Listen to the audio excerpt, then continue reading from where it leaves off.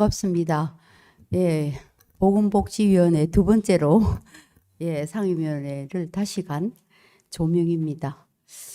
제가 오늘 진짜 요새 매일 제가 한 건씩 세미나를 계속 하고 있습니다. 내일도 하고 내일은 천복단지에 대해서도 합니다. 그래서 우리 115명이 있는 단톡방에 제가 우리 오늘 행사를 올려서 홍보를 열심히 해야 되는데 열심히 홍보를 하지 않고 각 의원실로 팩스를 보냈는데도 우리 오늘 오선에 우리 서병수 의장님 오셔서 이렇게 또 자리를 빛내주셔서 감사합니다. 그리고 우리 과방위에 우리 김영식 의원님도 오셔서 감사드립니다. 오늘 요 세미나는 우리 토론회는 양성 그리고 우리 이혜숙 우리 과총의 여성 양성 혁신센터죠, 그죠? 젠더 혁신센터장님 맡고 계신 이혜숙 우리 센터장님께서 몇 년에 걸쳐 가지고 제가 과학기술 분야에 제가 많은 법안을 통과시켰습니다만은 가장 뜻깊고 의미 있는 제가 이 양성 이 부분에 대해서 젠더 혁신 양성에 대해서 제가 평소에도 굉장히 참 올바르지 못한 실험 방법이다 생각하고 평소에 있었기 때문에 또 우리 이혜숙 센터장님께서 오셔서 정말 이 법은 꼭 통과돼야 된다 해서 정말 작년에 열심히 2년에 걸쳐서 통과를 하고 제가 이 법안으로 원래 국회의장이 주는 국회의정 대상도 받았습니다. 사실 오늘 여성분, 남성분 많이 오셨지만 평소에 모든 우리 바이오 신약이라든가 우리 차량 모든 이 인체를 관련되는 실험이 남성 위주, 수컷 위주로 실험을 했어요. 그런데 이걸 양성이 하도록 이렇게 실험을 하도록 또 임산부도 있고 해서 이 법안은 굉장히 우리 국가적인 차원에서 중요한 법안이라 생각하고 통과가 됐고 이걸 어떻게 이제 제도적으로 우리가 일반 국민들이 우리 여성, 남성, 양성에 다 효율적인 그런 제도를 마련해서 우리 국민들이 차별 없이 제대로 건강을 유지하면서 이런 효과를 볼 수 있을까 하는 것을 오늘 저희가 이제 많은 주제 발표하시고 토론하시고 산학 관련해서 다 오신 걸로 압니다. 그래서 제가 국가과학기술위원을 4년 했습니다. 저는 5개 전문 분야 중에 거대 공공, 제가 위성 전공이기 때문에 거대 공공 분야, 해양, 위성, 해양, 건설해서 재해 다 해가지고 가속기, 우리 한국형 모든 우주 위성을 관장하는 그런 저는 거대 공공 분야에 4년간 제가 국가과학기술을 했는데 사실 바이오 기초 분야에 정말 지금도 한 2조 정도, 2조가 넘죠.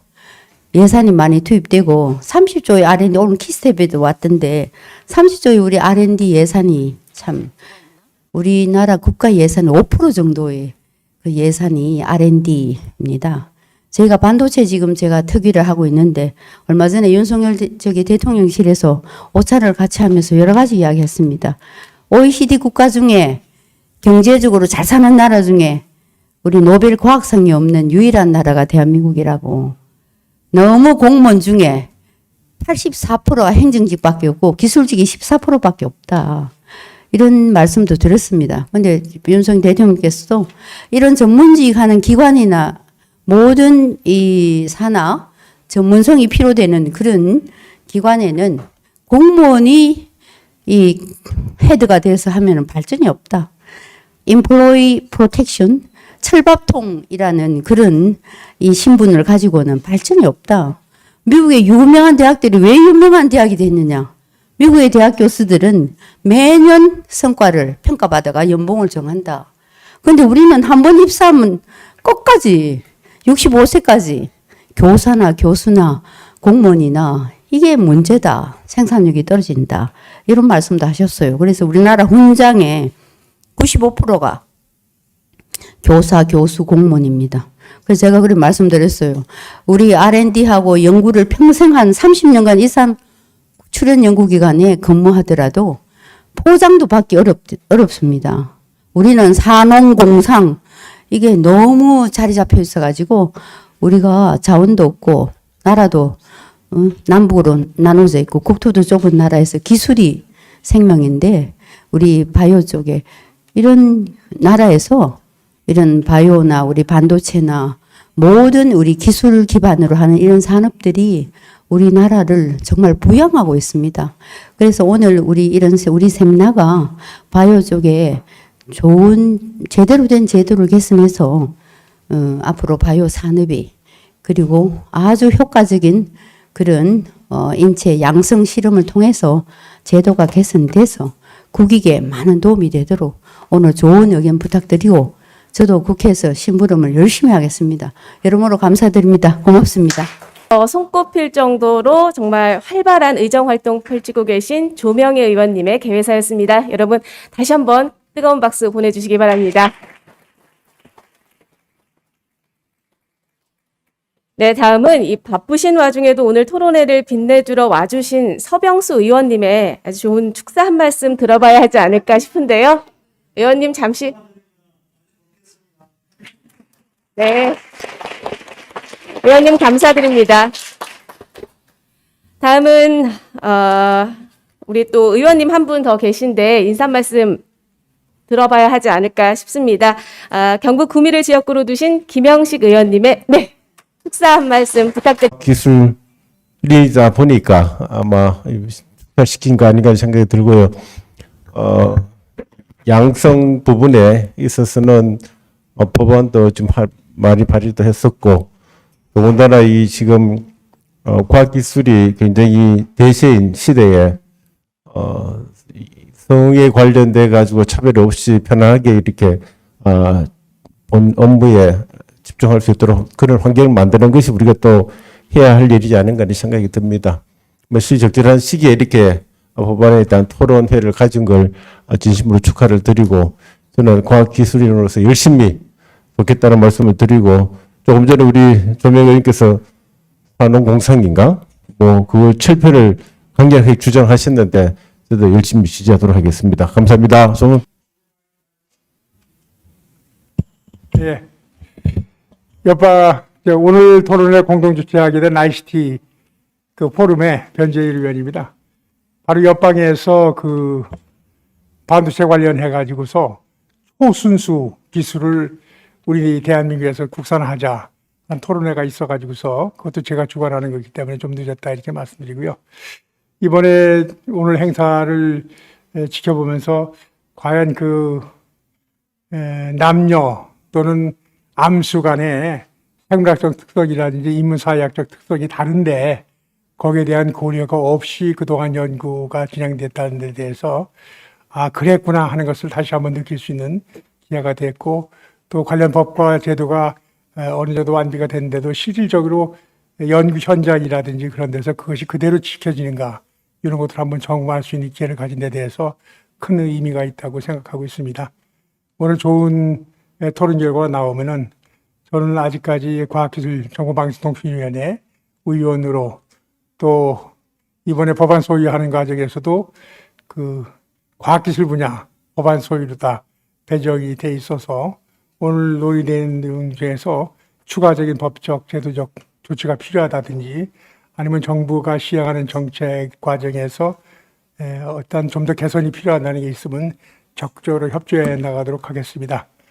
방금 또 왔던 그 박대출 의원은 아마 국방 전반기회 때는 환경노동위원회 위원장을 했고, 준비한 내용은 이 한 장의 슬라이드에 거의 들어간다고 보셔도 될 것 같습니다. 사실 이 가칭 젠더 혁신을 법제화함을 통해서 가장 성별 등의 차이를 반영시킬 수 있는 분야, 가장 잘 반영시킬 수 있고 또 필요한 분야가 의생명과학 분야라고 생각이 들어서 제가 예시적으로 첫 번째 발제를 맡게 되었고요.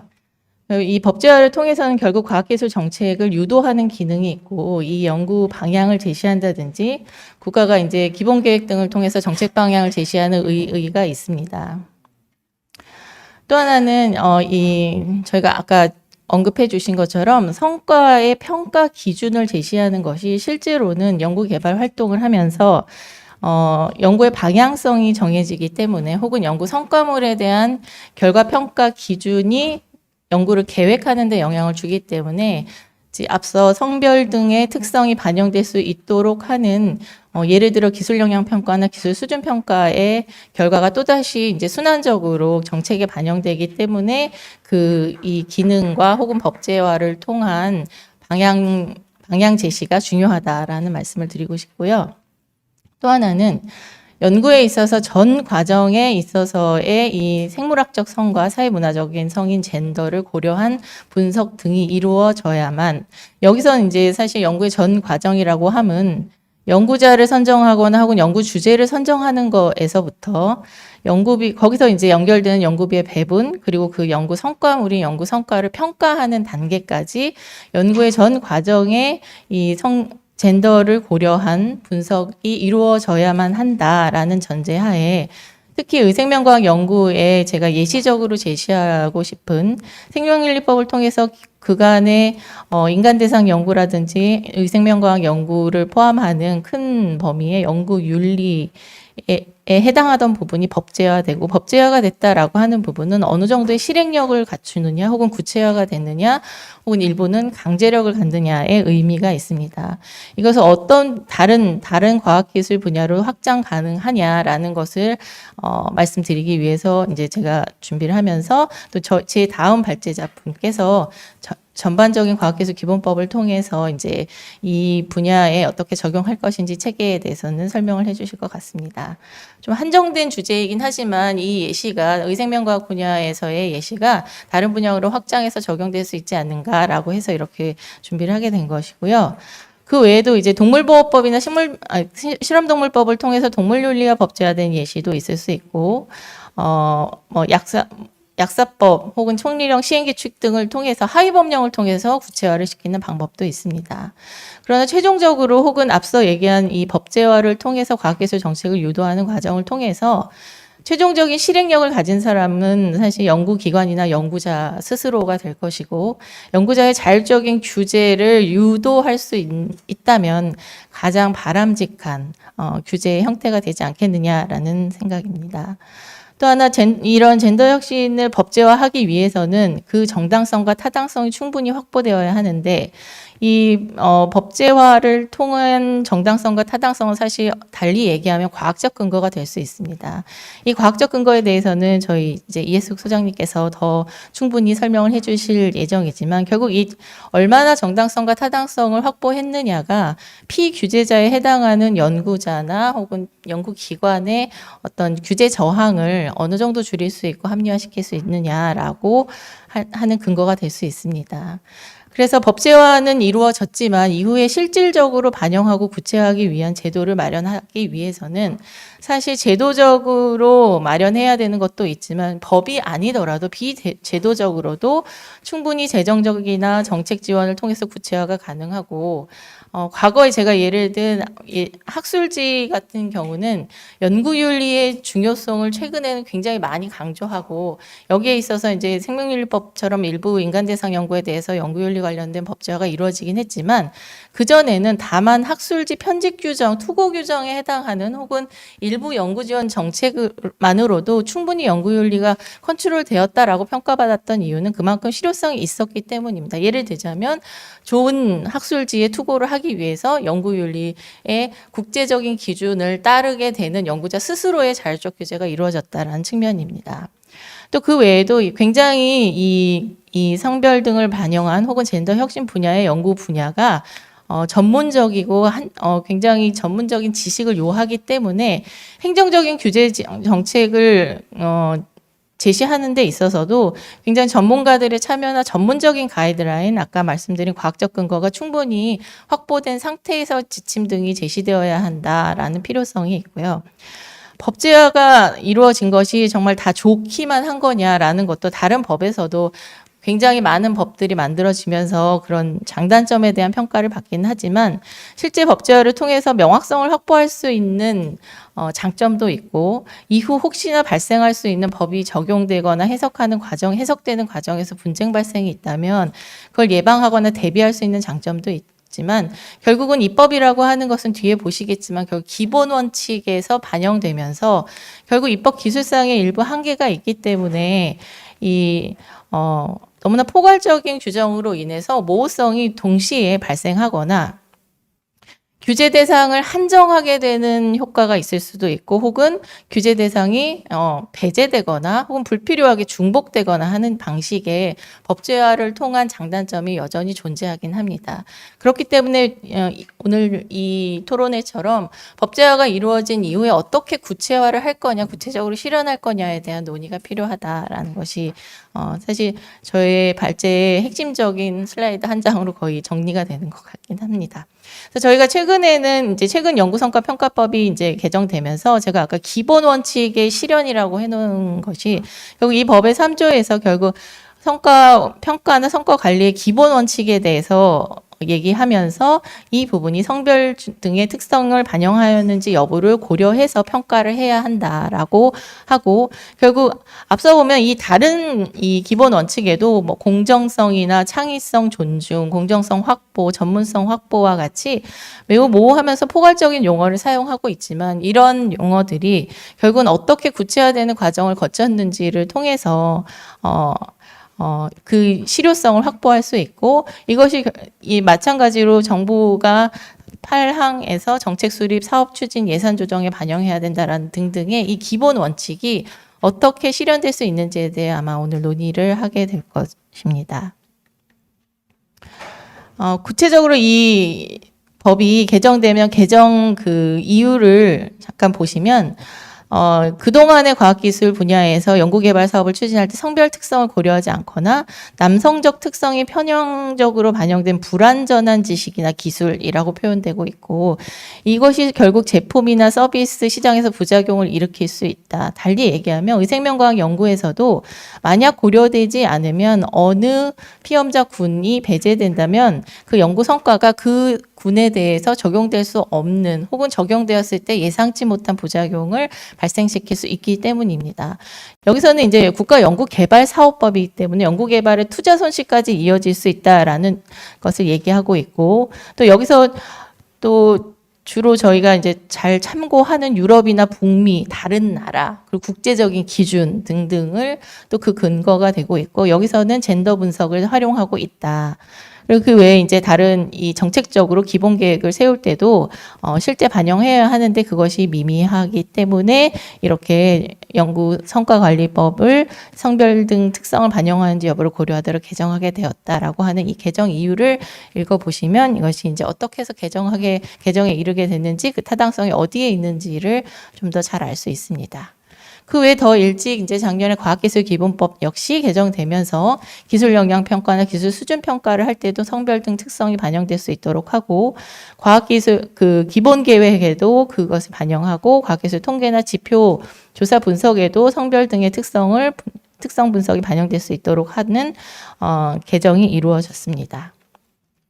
사실 이 기본법의 시행령을 통해서 앞서 언급한 성별 등 특성에 따른 차이를 분석하기 위한 과학기술 통계와 지표 등등을 구체화하긴 하고 그러나 거기에는 보면 이제 연구원에 관한 통계 지표, 연구 수행 주제별 연구원 등등의 다양한 통계나 지표, 이 지표에 관련된 연구를 지금 많이 진행을 하고 있지만 이것이 이제 얼마나 구체적으로 명확하게 제시될 수 있는지가 결국은 이 법의 구체적 실현에 기여를 할 것이다라고 생각하고 있습니다. 제가 이제 예시를 들면서 이 연구 성과 관리 측면에서 연구윤리 확보를 위한 지침을 가져온 이유는 결국은 법 개정이 되긴 했지만 연구윤리의 예를 제가 앞에서 들었던 것처럼 사실 교육부 훈령으로 2014년에 제정이 됐습니다. 비교적 굉장히 늦게 제정된 지침인데 우리가 보통 이 연구윤리와 관련된 평가를 하거나 판단을 할 때 이 지침을 근간으로 사실은 각 학교나 연구기관에서 각 연구진성위원회에서 지침을 마련해서 약간의 차이는 있지만 여기에 근거를 하는데 얼마나 항상 논의를 하는 게 이 훈령이 얼마나 우리가 구속되느냐 강제력이 있느냐에 대해서 사실은 강제력은 없습니다. 그런데 여러분도 너무나 잘 알고 있으시다시피 지금 연구윤리에 대해서 뭐 연구부정을 판단할 때 표절이다. 혹은 최근에 많이 문제가 됐었던 부당한 저자 표시다와 같은 이슈는 아무런 강제력이 없는 교육부 훈령이라고 하더라도 사회적으로 큰 영향을 미치고 있고 여기에 근거한 여러 가지 판단이 이루어지고 있다라는 것만으로도 결국 얼마나 실효성 있고 그 성과를 적용하는 단계에서 우리가 지침이든 혹은 앞으로 어떤 형태의 행정 규칙을 만들어내는지가 혹은 실무에서 각 연구기관이 어떻게 수용해서 활용하는지가 큰 영향을 미칠 것이다라고 예시를 보여드리기 위해 제가 가지고 왔고요. 결국은 제가 말씀드린 것처럼 실제로 지침이 존재하지만 적용 대상이나 방법을 정하고 자체적인 연구윤리 지침을 각 대학이나 전문기관이 작성하고 그것이 어떻게 보면 자율적인 규제의 형태의 발현이 되기는 하지만 실제로는 앞서 얘기한 기본 원칙이 구체적인 지침으로 발현된 예가 아닌가. 그러면 이제 이 과학기술 전반에 있어서의 성별 등을 반영하는 데 있어서 어떤 지침을 마련할 것인가에 대한 논의가 필요합니다. 그래서 사실 이제 연구윤리 자체 규정을 마련하고 그 효과가 정부 출연 연구기관이 연구부 소관 연구개발사 협약을 체결하면서 여기에 포함되고 혹시나 문제가 생겼을 때 보고하는 조치를 통해서 이것을 이를 통해서 보고를 받고 연구비에 대해서 조절할 수 있는 근거까지 마련되어 있다면 그것이 이제 보고 자체, 보고 체계 혹은 뭐 다른 강행 규정성이 있거나 혹은 어떤 처벌 규정을 두지 않더라도 충분한 효과를 확보할 수 있다라는 예시를 보여드립니다. 자체적으로도 이제 뭐 요즘 그 처벌을 학교에서 혹은 연구기관에서 하는 경우도 있지만 연구개발 사업이나 뭐 연구윤리 확보에 대해서 제재를 각 법에서 혹은 각 연구 혹은 연구비를 준 기관에서 하기 때문에 그것으로서도 충분한 이 제재를 할 수 있지 않냐라는 예시를 보여드렸습니다. 연구윤리에 해당하기는 하지만 제가 의생명과학 연구로 한정해서 논의를 하면서 실제 우리 생명윤리 및 안전에 관한 법률은 이런 입법 목적을 가지고 만들어졌고요.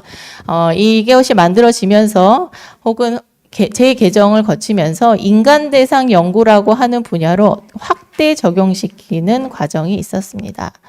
물론 여기서도 기본 원칙의 실현이기 때문에 기본 원칙의 구체적 실현의 예시로서 생명윤리법을 본다면 생명윤리법의 기본 원칙도 앞서서 보여드렸던 연구성과평가법처럼 기본 원칙은 굉장히 모호하고 포괄적으로 규정하고 있습니다. 예를 들자면 취약한 환경에 있는 개인이나 집단이 특별히 보호돼야 한다. 그렇다면 그 이후의 법을 구체화하는 과정에서 취약한 환경에 있는 개인이나 집단에 대해서 어떻게 보호하고 어떤 동의 절차를 추가적인 보호 절차를 갖거나 추가적인 동의 절차 혹은 제3자를 어떻게 입회시킬 것이냐 등등을 구체화하고 있고 또 하나는 보편적인 국제 기준을 수용하기 위해 노력하여야 한다라고 하는 부분은 저희가 이 젠더 혁신과 관련된 입법 혹은 입법을 하고 개정을 하면서의 그 타당성 근거로도 제시되었던 것 중에 하나가 우리만 안 할 순 없다라는 혹은 아까 잠깐 예를 든 북미나 유럽의 기준이 여기서 우리나라에서 과학기술을 개발되고 연구된 과학기술이 적용되는 단계에서 국제적인 보편적인 기준을 수용하지 못한다면 그 적용 단계에서 더 이상 나아갈 수 없는 한계가 있기 때문이다라는 게 큰 기준이 되고 실제로 이제 시행규칙을 통해서 인간 대상 연구라고 하는 생명윤리법이 적용되는 범위를 정한다라고 하는 것은 만약 여기에 해당하지 않는다면 법의 대상이 되지 않는다라는 것과 마찬가지인데 이 젠더 혁신과 관련된 법을 연구자들에게 설명하거나 혹은 공유하는 과정에서 우리 연구는 전혀 해당하지 않는다. 제가 처음에 의생명과학 연구에 한정해서 먼저 예시적으로 보여드리겠다라고 한 부분은 이쪽 분야의 연구는 굉장히 많이 적용이 될 가능성이 높지만 예를 들어 다른 식품이나 혹은 일부 해당하는 연구는 전혀 상관이 없을 수도 있기 때문에 적용 범위와 배제 범위를 정해주는 것이 법의 수용성을 높이는 데 있어서 좀 더 좋은 역할을 할 수 있다. 자, 제대로 된 역할을 할 수 있다라는 것을 말씀드리고 싶고요. 또 하나는 이제 그 법제화를 통해서 연구윤리를 실현했다라고 하는 것 중에 하나가 기관생명윤리위원회를 설치하여야 한다. 그래서 설치한 경우에 인간 대상 연구를 하려는 자는 연구를 하기 전에 계획서를 작성하고 이것을 심의하는 기능을 기관심의위원회에서 수행하게 되고, 여기에서는 이제 설치하지 않은 자에 대해서 과태료를 부과할 수 있는 강제 규정도 포함하고는 있습니다. 그러면 성별 등 특성이 반영된 인간 대상 연구를 만약 계획하고 수행한다면 그걸 구체화하는 과정에서는 기관위원회의 업무 중에는 연구 계획서의 윤리성 혹은 과학적 타당성을 심의하게 되기 때문에 여기서 윤리적 타당성뿐만 아니라 과학적 타당성이라고 하는 부분은 왜 이 연구가 성별 등의 특성을 반영하지 않으면 과학적으로 타당한 연구 결과를 도출할 수 없는가에 대한 과학적 근거가 물론 함께 제시될 것이고, 그것이 확보된 이후에 이 성별 등 특성이 반영된 인간 대상 연구의 계획을 적절한 기준에 따라 심의할 수 있게 됩니다. 생명윤리법은 이 기관위원회 구성이나 아까 연구원에 대한 통계나 비율에 대한 언급도 했지만 하나의 성으로는 구성할 수 없다라고 하는 규정을 포함하고는 있습니다. 그만큼 심의하는 데 있어서 가능하다면 혹시나 젠더의 사회적 성에 대한 고려를 할 수 있어야 한다, 혹은 치우치지 않게 결정할 수 있어야 한다라는 것이고, 결국 이 생명윤리법도 법에서는 기관위원회의 설치 근거를 두고는 있지만 실제 운영되고 있는 것은 각 기관 내에서의 표준 운영 지침과 같은 자율적인 규제, 행정적 규제, 그리고 심사와 평가 기준에 따라 이루어지는 것이 대부분입니다. 실제 이 생명윤리법이 제정된 이후에 전면 개정됐던 2013년의 그 개정 이후에서 여기서 이제 기관생명윤리위원회를 하나의 성으로만 구성할 수 없고, 지금 말씀드리는 이 과학기술 분야의 법제화에 있어서 국가 및 기관생명윤리위원회의 생명윤리 인프라 확대의 법적 근거를 강화하고, 또 다른 이유가 국제적 기준을 충족시켜서 확보하겠다라고 하는 부분이 포함되어 있습니다. 그래서 법 적용 대상을 그간의 유전자나 인체 유래물 연구를 한정하던 부분은 인간 대상형으로 확대한 내용이 있었습니다. 그 외에도 약사법상의 또 신약 개발 등등에 있어서의 임상시험을 실시하는 것을 규정을 하고 있고, 우리나라는 그 이후 언급하게 될 의료법 등등의 다른 법에서도 생명과학 연구는 적용이 됩니다. 다만 아까 잠깐 앞서 언급을 하셨던 것처럼 이 임상시험을 시행하는 데 있어 전통적으로 제가 아까 취약한 피험자를 배제한다, 혹은 취약한 피험자는 추가적인 보호 조치를 취해야 한다라는 기본 원칙이 있는데, 임상시험을 하는 데 있어서 수용자라든지 취약자 혹은 이런 취약성을 배제한다라는 기본 원칙이 그동안은 오랜 기간 동안, 그러면 임상시험을 할 때 건강한 자원자, 건강한 남성을 대상으로, 예를 들어 약물학적 그 생동성 시험이라든지 1상, 2상, 3상에 있어서 초기 시험에는 건강한 남성을 대상으로 하자라는 어느 정도의 그런 기본 원칙이 그렇게 실현됨으로써, 앞서 잠깐 모든 약에 써 있는 임산부는 의사와 상의하세요, 내지는 소아는 결과를 알 수 없는, 확실한 결과를 알 수 없는, 혹은 이렇게 되면 지금 현재 연구 성과 중에 일부는 여성에게 적용될 때, 혹은 어떤 특정 인종에게 적용될 때는 제한적인 혹은 알 수 없음이라는 결과를 도출할 수밖에 없는 한계가 있었습니다. 그 외 약사법은 이 의약품 등의 안전에 관한 규칙으로서 그 구체적인 실행에 대해서 구체화하고 있고, 이런 그 심의를 하는 과정에 있어서 얼마나 피험자 대상을 정할 때, 구체적으로는 연구 계획서를 쓸 때 피험자 중에 남성이 있냐, 여성이 있냐, 건강한 사람이 있냐, 몇 세냐, 몇 세 미만이 있냐, 혹은 그 피험자의 특성을 기재하게 되고, 이를 통해서 심의 과정에서 만약 성별 등의 특성이 반영되었는지를 심의하게 되는 기준을 제시한다면 충분히 그에 대해서 대응을 구체화하고 실현시킬 수 있지 않겠느냐라는 예시적으로 제가 보여드리고요. 그래서 결국 그 외에도 이제 연구 분야의 특수성이 각 연구의 분야의 특수성이 반영되어야 하고, 그럼에도 불구하고 입법 공백이 발생하는 경우가 있기 때문에 최근에 첨단 재생 바이오법은 그만큼 불확실성 혹은 위험도가 클 수 있는 연구라는 특수성, 혹은 인체 유래물로부터 혹은 세포로부터 유래한 물질을 통한 연구를 하기 때문에 그 연구의 특수성을 반영해서 또 다른 특별법을 제정해서 그 입법 공백을 보완하고자 하는 노력을 하고 있습니다. 그래서 그 과정에서 결국은 이 기본 원칙을 실현하는 과정은 여러 가지, 지금 첨단 재생의료법 혹은 의료법, 행위에 해당하는 부분, 그리고 의약품에 해당하는 임상시험, 바이오 의약품에 적용되느냐, 각각에 따라서 그 각각의 법이 어떻게 적용되는지의 체계가 잡혀야 하고, 그 다른 법률과의 관계를 명확하게 해줌으로써 정합성을 확보하고 불필요한 중복적 규제나 혹은 입법 공백을 최소화시킬 수 있을 것이다 라는 제안을 드립니다.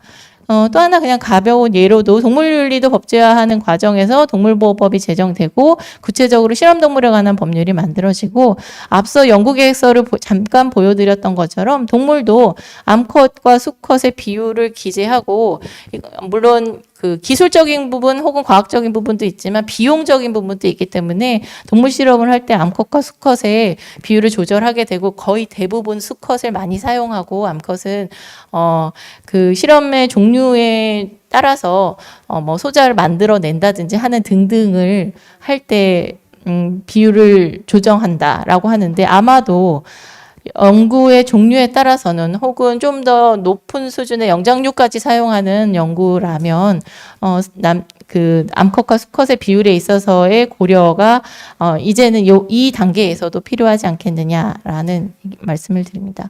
결론적으로는 사실 법제화를 통해서 과학적 타당성을 충분히 확보한 혹은 그것이 확보된 분야에 대해서 법제화를 이루어지고 그거에 대해서 성과가 확보되어야지만 피규제자, 여기서는 연구자나 연구기관이 되겠지만 피규제 대상의 규제 저항을 완화할 수가 있고, 또 하나는 규제 대상과 배제 대상을 명확히 함으로써 그 규제의 중복이나 공백을 배제할 수 있다라는 원칙과, 또 이 구체적 실현을 위해서 관련 법 재개정, 지금 이제 개정이 됐고, 이것이 연구의 전 과정, 연구를 계획하고 연구자를 선정하고 연구비를 배분하고 연구 성과를 평가해서 그것이 다시 정책 반영이 되는 그 순환적 구조의 연구 수행의 전 과정에 반영되어서 뭔가 시뮬레이션이 돼야 될 것이다 라고 하고, 사실은 최종적으로는 젠더 혁신을 반영한 실질적인 연구 수행을 위해서는 연구자의 자율적인 규제 수단을 확보하는 것이 가장 중요하다라는 말씀을 드리고, 제가 준비한 부분은 마치겠습니다.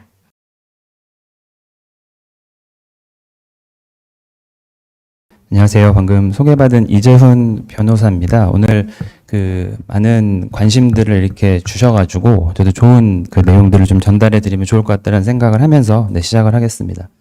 그 방금 소개받은 것처럼 국가연구개발 사업에 있어서의 성별 등 특성 반영 현실화를 위한 법제 개선 제언이라는 발제를 하면서 특이하게도 국가과학기술연구회 감사위원회 감사위원으로 제가 소개를 받았는데요. 그냥 요새 하도 부캐해서 이제 캐릭터가 많아서 그 중에 하나가 이제 감사위원이기 때문에 말씀을 해주신 것 같고요. 오늘은 어떻게 보면 R&D 정책에 관련된 법제 전문 변호사로서 관련된 규정에 대해서 설명해 드리는 걸로 이제 맞다고 생각을 해주시면 될 것 같고, 다만 이제 간단하게 앞에 감사위원회가 어떤 건지에 대해서만 1분 정도 말씀을 좀 드리도록 하겠습니다. 우리 과학기술 분야 출연 연구기관이 총 25개가 있는데요. 그 관련해서 25개 각 기관마다 이제 상임, 비상임 감사 제도를 폐지하고 현재 그 국가과학기술연구회로 감사위원회로 감사 기능을 통합했습니다. 그래서 법은 작년 4월부터 시작했고요. 올해 3월부터 제가 임기로 이제 감사 업무를 좀 수행을 하고 있어서 관련된 사항들을 좀 간단하게 말씀을 드리려고 정리를 했고요. 그래서 현재 한 6개월 정도 근무하고 있다 이렇게 말씀을 드리면서 바로 저희 성별 특성과 정책 그리고 법으로 넘어가도록 하겠습니다. 제가 R&D 관련된 정책 내지는 규정 이런 부분들에 대한 법제 제정 발의할 때 이제 도움을 좀 주는 업무를 좀 전문적으로 하고 있는데요. 특히 이제 과학기술, R&D 연구의 이 성별 편향을 줄이는 현실적인 규정이 부재하다. 이 부분에 대해서는 오늘 오신 분들이 대부분 공감하실 겁니다. 이 내용 두 가지 이제 간단하게 제가 이제 발제 준비하면서 오른쪽 자료가 나오길래 이거다 싶어서 이제 가져왔는데요. 오늘 오신 분들은 이 두 개를 헷갈려 하시진 않으실 거라고 생각이 듭니다. 젠더 혁신, 저희가 이제 연구개발 관련돼서 R&D 관련된 연구의 성별 편향을 줄이는 건 큰 틀에서는 왼쪽과 오른쪽이 우리나라의 전체적인 다양한 그 분야, 사회적 분야에서는 필요하다고 보일 수 있지만 이공계 인력의 여성 우주산업에 대한 인력 여성 비중의 편중 부분하고는 사실 오늘 토론 주제는 약간의 좀 저희가 그 결이 다르죠. 그 왼쪽에 있는 것처럼 어떠한 R&D 연구를 수행하는 함에 있어서 특정 남성에 관련된 임상실험 오늘 앞에서 교수님이 말씀해 주셨지만 특히 이제 그래서 이제 의생명공학 관련된 이슈들이 꽤 많이 발생할 텐데요. 그것뿐만이 아니라 저도 변호사긴 하지만 원래 기계과여서 이제 자동차 관련된 연구를 꽤나 수행을 했던 그 과거의 연구자인데요. 이런 자동차 같은 실험도 특정 남성성을 가지고 한다면 이제 차후에 이제 자동차 운전을 하는 여성에 있어서는 기존에 있었던 실험 데이터가 이제 잘못될 수 있다라는 차원에서 저희는 이제 그런 부분을 어떻게 법에다가 넣어서 의무화 시킴으로써 연구 결과를 조금 더 우수하게 만들 수 있는 좀 사회적인 저변을 만들 수 있냐, 그러니까 이런 측면에서 이제 현실적 규제라고 보시면 될 것 같고요. 그러니까 사회적 필요에 있어서의 성별 비율, 이것도 상당히 중요한데 사실 이런 부분들은 과거에 이런 부분 내용들을 많이 고려하기 위한 조항들은 끊임없이 들어가긴 했습니다. 첫 번째 같은 경우처럼 아까도 이제 잠깐 나온 것처럼 성별을 고려해서 구성해야 된다. 특히 두 번째 같이 공시할 때 아예 성별 비율을 공시하라는 등의 약간의 이제 강제성 있는 사항들을 넣음으로써 사실 이게 법을 통한 사실 사회적인 분위기를 이제 바꾸고 정책을 바꿔가는 방향인데 오늘도 저희가 이제 말씀드리려고 하는 건 의과학 관련 아까도 이제 교육부 훈령 내지는 과학기술 관련된 기존에 썼던 연구 분야에서도 이런 사항들을 통해서 규칙, 가이드라인, 매뉴얼을 가지고도 개선된 사항들도 있지만 입법적 성과와 별개 선언적인 조문만으로는 사실 정책 운영에 한계가 있다라는 게 한 10년 전에 있었던 성별 영향 평가법이라는 제정 이유만 보셔도 알 수 있을 텐데요. 성별 영향 분석 평가라는 건 이런 정책의 양성 평등을 위해서 어떠한 분석 평가를 시행은 했었는데 단순히 이렇게 선언전 조항만 있으면 각 기관의 책임 있는 추진이 어렵다라는 어떻게 보면 저희가 저희 지금 이 젠더 혁신 R&D에 관련된 연구 현장에 왜 이런 조항 우리가 지금 논의를 하고 있는지를 다시 한번 벤치마킹 해볼 수 있는 입법 사례인데요.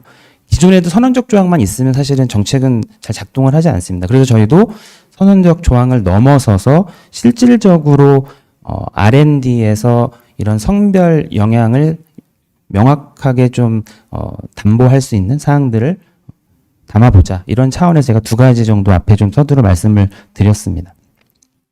실제로 이제 과학기술 R&D에 있어서의 그럼 성별 등 반영은 어떻게 진행되고 있냐? 사실 순서가 꼭 선언적인 조항이 있는 게 문제라기보단 그런 스텝을 밟아가면서 입법이 되는 게 사실은 맞고요. 기존에 국가연구개발 사업 등의 성과 평가 및 성과 관리에 관한 법률 23조 보시면 6항부터 시작해서 7항 보시면 7항이 저희 연구개발 사업의 성격을 고려해서 성별 등 특성을 반영하였는지 여부를 고려하여야 한다라고 했는데 이제 저희가 주어가 뭔지 모르는 것처럼 정부는 누가 하라는 건지 사실 아무도 알 수 없는 그런 조항이죠. 물론 정부라는 게 이제 우리나라의 국가를 설명하긴 하지만 사실 특정 부처가 명확하게 드러나지 않는 이상은 좋은 그냥 교장 선생님 훈화 말씀 같은 조항이 들어가는 거죠. 물론 저걸 통해서 성과평가 및 성과관리에 대한 기본 원칙을 저희가 세울 수는 있지만 그 이상도 이하도 아니다. 제가 6항 관련돼서 볼드체로 해놓은 이유는 특허청에서도 유사한 것들을 상당히 강조했었습니다. 국내외 특허 동향, 기술 동향 및 표준화 동향을 조사하고 그 반영 여부를 검토해야 된다. 특허청은 관련해서 저희가 연구계획서 같은 거 작성하다 보면 기존에 쓰던 특허 동향 계획서도 의무적으로 작성하고 그런 사항들을 실질적으로 넣음으로써 저런 반영 여부 검토할 수 있는 이제 힘을 얻게 되는데 저희는 성과 평가 및 성과 관리에 이런 성별 등 특성을 반영 여부를 고려하라는 형태의 아직은 선언적인 형태의 조항까지만 이루어진 상태다. 이렇게 보시면 될 것 같습니다. 그걸 조금 이제 한 단계 넘어서서 과학기술기본법에서는 이제 죄송합니다. 저거는 과학기술기본법상의 이제 과학기술 기본계획인데요. 필요한 것들이 이렇게 하도 중간중간 추가되다 보니까 이제 15조의 2, 15조의 3, 15조의 4 이렇게 추가되는 겁니다. 그 개정하면서. 15조의 4로 성별 등 특성을 고려하고 사회적 가치를 증진하기 위한 과학기술의 구현이라고 저희 이해수 센터장님도 많은 노력을 통해서 이런 입법이 이제 과학기술기본법에 들어갔습니다. 근데 계획상에 이제 이런 사항들을 담는 거고요. 차후에 과학기술기본계획 보시면 알겠지만 기본계획도 사실은 일반적인 입법 법률과 사실 크게 다르지 않습니다. 조금 구체화된 사항들이 있기는 하지만 저와 같은 사항이 한 꼭지 들어갔다고 해서 현실적으로 연구개발에 있어서의 성별 등 반영이 이루어지기는 아직은 조금 쉽지는 않다라고 보시면 될 것 같습니다. 조금씩 이제 진전이 나가고 있는데요. 기술 영향 평가하고 제가 과학기술기본법하고 그 위에 있는 타이틀을 좀 반대로 썼는데 기술 영향 평가, 이제 어떤 기술 수준 평가하는 거에 있어서의 기술 영향 평가라는 걸 정부가 할 때 특정 대상 기술의 성격을 고려해서 성별 등 특성 분석이 반영될 수 있도록 하라고 하고 이 사항은 시행령을 통해서 과학기술정보통신부가 실제로 기술 영향 평가를 하는 경우에는 이제 이런 부분들을 고려할 수 있도록 조금은 좀 선언적인 조항을 넘어서서 현실에 이제 반영되고 있다 이렇게 보시면 될 것 같습니다. 과학기술 통계 지표도 비슷하고요. 조금씩 진전을 하고 있지만 연구 활동에 있어서의 실제 필요한 사항들은 어떠한 형태로 입법이 이제 좀 더 이루어지면 저희가 현장에서 연구하시는데 조금 더 작동할 수 있지 않을까라는 이제 차원에서 하나의 예시로서 이제 조항을 좀 가져왔습니다. 아까 교수님 말씀하신 것 중에 나왔던 법이 이제 생명윤리법인데 정확하게 하면 이제 생명윤리 및 어떤 법인지 아시나요? 윤리 및 사실은 생명윤리법이라는 건 생명윤리에나 윤리에 대한 연구를 중심으로 하는 목적을 가져서 만든 법보다는 윤리하고 또 혹시 생명 관련된 사항을 가지고 어떠한 걸 했을 때 문제 생길 수 있는 사항들을 제한하는 조항들을 주로 담고 있어서 저희는 의 생명 연구에 있어서의 R&D 이 분야의 성별 특성 분야가 사실 더 포인트긴 하지만 이걸 생명윤리법이나 내지는 생명공학 육성법 등에다가 넣기에는 그래도 이제 저희가 입법할 때 항상 미스 중에 하나는 그 법들은 사실 R&D 연구를 중심으로 입법되어 있는 체계가 아니기 때문에 그 조항을 넣기가 사실 쉽지 않습니다.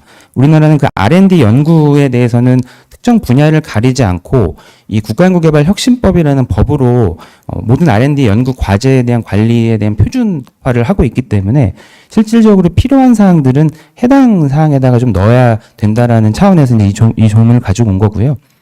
제가 약간은 변형은 하긴 했습니다. 이게 10조가 이렇게 되어 있지는 않고요. 법과 시행령을 전체적으로 쭉 나열한 건데 우리나라는 국가연구개발 사업 내에 있는 과제를 수행할 때 있어서는 1호, 2호처럼 과제의 창의성, 충실성, 연구자나 기관의 역량을 무조건 선정평가할 때 필수적으로 봐야 하는데 3호부터 7호라고 제가 이제 좀 번호는 바꾸기는 했지만 일부 또는 전부는 부처가 자의적은 좀 그러고요. 부처가 판단해서 선정평가하는데 빼도 됩니다.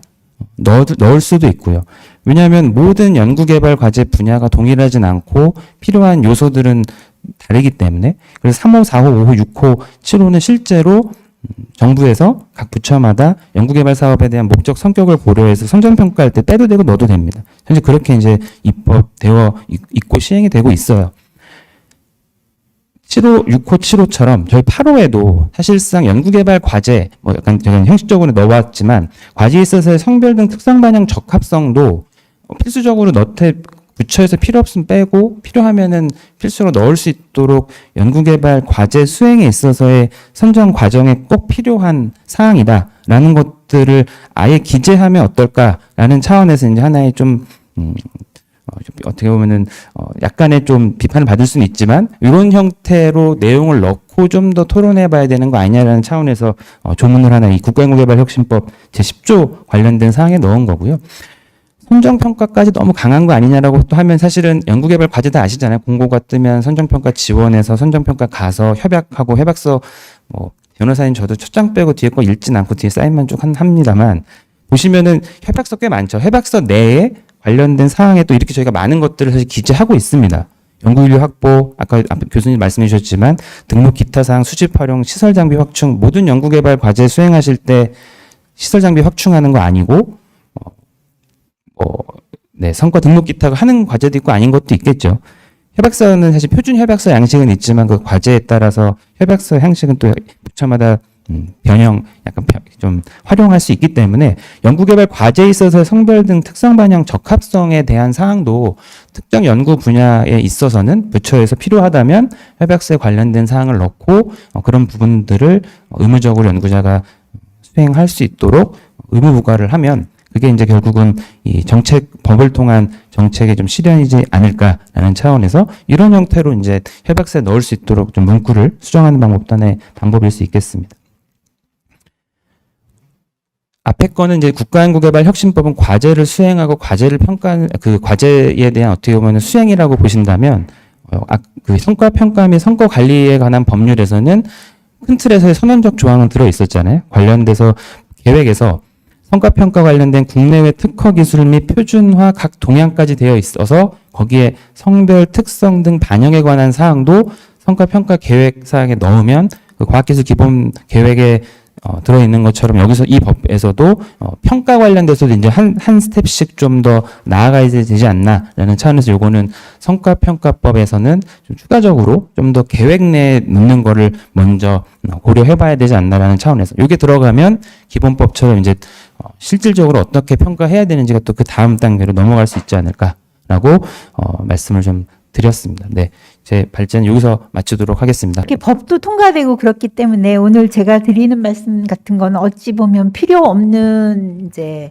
때가 됐어야 되는데 아직도 이런 말씀을 또 계속 드리고 또 이렇게 여러분을 모시고 법이 개정되었으나 실효성이 굉장히 떨어지기 때문에 뭔가 다른 일을 해야 된다 이런 자리가 이제 마련된 것 같습니다. 저는 조금 이제 그 두 분 앞서서 발제해 주신 선생님들께서 과학적인 근거가 굉장히 필요하다. 그래서 이제 몇 개의 근거를 좀 제시하는 걸로 머리를 좀 풀어드리려고 합니다. 짧게 말씀드리겠습니다. 순서는 이런 순서로 말씀을 드리려고 하고요. 성과 젠더에 대해서는 뭐 여러 가지 말씀을 이미 하셨기 때문에 근데 우리 법에서는 성별 특성의 그 성별은 생물학적 성, 그다음에 사회적인 성을 동시에 말하기도 하고 둘 중에 어느 하나를 말하기도 한다는 말씀을 드리면서 여기서 이제 계속 나오는 젠더 혁신은 연구개발의 과정에서 성과 젠더를 이제 고려해서 분석을 할 뿐만 아니라 그래서 새로운 연구를 할 뿐만 아니라 그게 이제 그 혁신의 마지막 단계인 제품과 서비스의 생산까지 얘기하는 걸로 이제 저희가 추진해서 이제 그런 혁신의 어떤 과정이라고 이제 정의를 합니다. 젠더 혁신이라는 표현을 듣고 많은 대중들이나 그런 분들은 뭐 젠더를 통해서 혁신을 하자는 거냐, 혁신을 통해서 젠더를 뭘 하자는 거냐 이런 오해의 말씀도 있으신데요. 영어로 하면 젠더 디이노베이션이라 사실은 엄밀하게 말하면 젠더 또는 성별 등을 통한 혁신 이렇게 이해해 주시면 되겠습니다. 네. 필요성 및 사례는 뭐 여러 가지가 있을 수가 있는데요. 가장 최근에 이제 코비드-19 그게 이제 코로나가 이제 굉장히 심각한 이슈가 됐는데 미국 질병청에서 나온 질병관리청에서 나온 거를 보면 CDC에서 발표한 거를 보면 백신의 부작용의 대부분이 한 80%가 여성한테서 나타나는 걸로 되어 있습니다. 근데 이거에 대한 연구는 굉장히 연구자의 자율에 맡겨져 있어요, 미국도. 근데 또 사망률은 남성이 조금 더 높고요. 그래서 이제 성별로 또는 이제 남녀에 대한 어떤 그런 연구를 해야 된다. 그리고 강제로라도 해야 된다 하는 게 이제 미국에서 지금 나오고 있는 이야기입니다. 그 외에도 이제 이 데이터 때문에 그러니까 우리가 보통 생각하면 이제 보편적인 데이터는 젠더 편향성도 있다 이런 생각을 하지만 과학적인 데이터는 굉장히 정확하고 또 어떤 가치 중립적이다 이렇게 생각을 하는데 그 과학적인 이제 데이터에도 오류가 많이 있을 수 있다. 그러니까 어느 한쪽 성에만 해당하는 것을 모든 남녀 모두에게 적용했을 때 이제 문제가 되는 것이죠. 그래서 이제 한 가지 여기 오늘 이렇게 주최를 해주신 두 분 의원님들께서 국회 ICT 융합 위원회에 다 위원이라고 하시더라고요. 그래서 ICT 이그젬플이 좀 있으면 좋겠다고 하셔가지고, 이제 사례를 보면은, 그 심장 질환 같은 거는 남성의 병이라고 생각되어서 남성 위주로 진단법이나 치료법이 개발되었지만, 실제로 사망률은 여성이 더 높습니다. 그래서 데이터는 굉장히 이제 젠더 편향적으로 되어 있는데요. 그러다 보니 이제 굉장히 유망한 디지털 헬스 산업 중에 바빌론 헬스라는 회사가 있는데 거기서 건강 챗봇을 만들었어요. 근데 이제 엄청나게 어텐션을 받았습니다. 그러니까 의사보다도 40%나 빠른 속도로 진단을 할 수 있을 뿐만 아니라 영국의 의사 면허 시험에서 사람보다 더 좋은 점수를 받았고, 그래서 이제 엄청나게 투자도 많이 받았는데요. 이 챗봇이 이제 시장에 나오기 전에 가상의 이제 남녀 59세의 이제 가상의 남녀가 챗봇한테 이제 진단을 받으려고 이제 설명을 해요. 근데 똑같은 상황이고 한 사람만 다른 건 한 사람은 남자고 한 사람은 여자인데 남자에게는 이 챗봇이 즉시 응급실로 가라고 조언을 한 반면에 여성에게는 며칠 동안 지켜보시죠. 그 증상이 호전이 되면 괜찮고 만약에 계속이 되면 가정의를 찾아가라고 굉장히 편안하게 조언을 합니다. 이게 이제 보통 의사들이 과거에 하셨던 그런 진단이었던 것 같아요. 그러니까 그 데이터를 이제 이렇게 썼죠.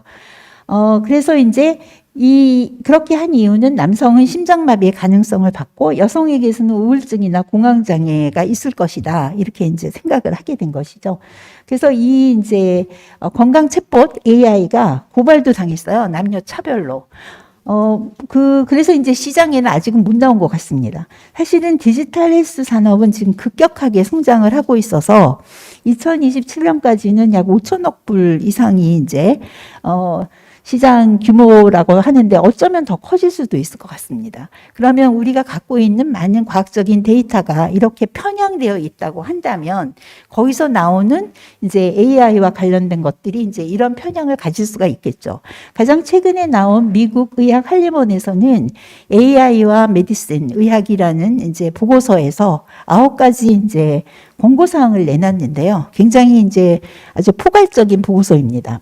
근데 그 중에서 9개 중에서 4개가 편견을 어떻게 제거하고 투명성을 확보하느냐 하는 항목이고, 하나는 인력 양성을 해야 된다는 거고, 나머지 4개는 좀 더 긍정적으로 의사나 이제 병원의 접근성이 어려운 사람들한테 굉장히 치료를 할 수 있다. 그래서 긍정적인 면을 이제 얘기를 했어요.